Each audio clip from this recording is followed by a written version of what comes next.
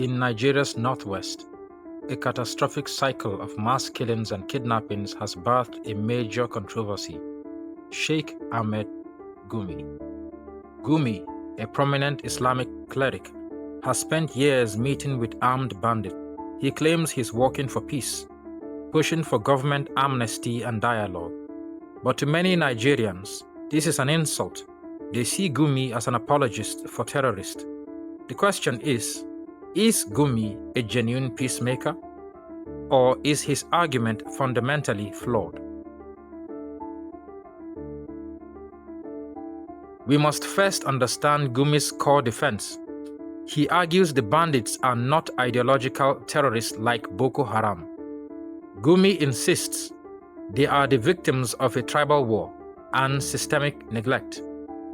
They are impoverished, rural Fulani herders reacting to decades of being ignored by the state, losing their land and seeking revenge for lost cattle and family members. His solution is based on the Niger Delta Amnesty Program: dialogue, cash, rehabilitation, and education to get them off the streets and into society. This is where Gumi's narrative runs into a massive contradiction that makes millions reject him. The Hausa Fulani ethnic bloc has controlled the presidency and head of state position for the longest cumulative time in Nigerian history, often seizing power by force during the military era. Furthermore, the northern political elite have long dominated key economic gatekeeper positions like the central bank government, finance minister, and heads of revenue-generating bodies like the NNPC. How can a tribe with the most political economic influence claim to be most neglected? Gumi's argument only makes sense if we separate the elite from the grassroots. He is arguing that the Fulani elite who ruled failed to develop their own rural population, leaving them desperate and armed. The truth is far more complex than just simple neglect. The problem is a destructive combination of cultural choice and elite failure.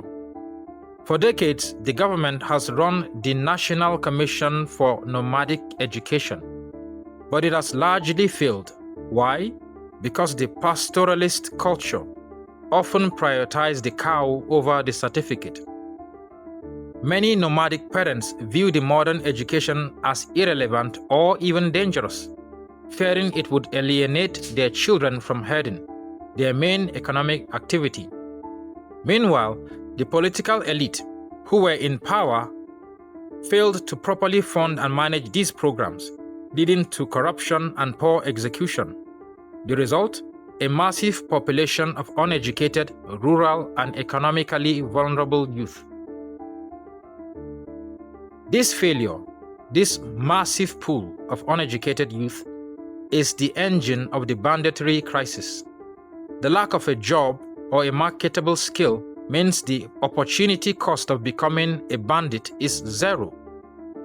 When the alternative is crushing poverty, carrying a gun for a quick ransom becomes a rational choice. These youths are easily swayed by simple narratives of revenge and injustice, making them prime targets for recruitment by hardened criminals. Worst of all, the bandits are now deliberately attacking and closing schools. They are destroying the only remaining path to legitimate employment, guaranteeing a steady supply of uneducated recruits for the next generation of crime.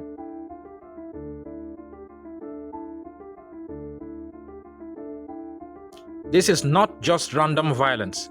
It is a sophisticated, decentralized, and highly lucrative criminal enterprise run by warlords. The bandits' financing has four primary pillars. 1. Kidnapping for ransom, which is their main earner. 2. Cattle rustling, the original sin. And 3. Illegal gold mining, where they tax the miners. 4. Taxation and extortion. In the most chilling development, bandits are now imposing taxes on farmers to access their own land and on market vendors to sell their goods. They are creating a parallel system of governance in Nigeria's ungoverned spaces. The millions of dollars collected fund weapons smuggled across the Sahel, enabling them to buy more sophisticated arms than the local police. Sheikh Gumi's attempt to point the bandits as mere neglect victims is a dangerous distraction. The problem is not simply neglect, but a structural failure born from cultural choices and elite corruption.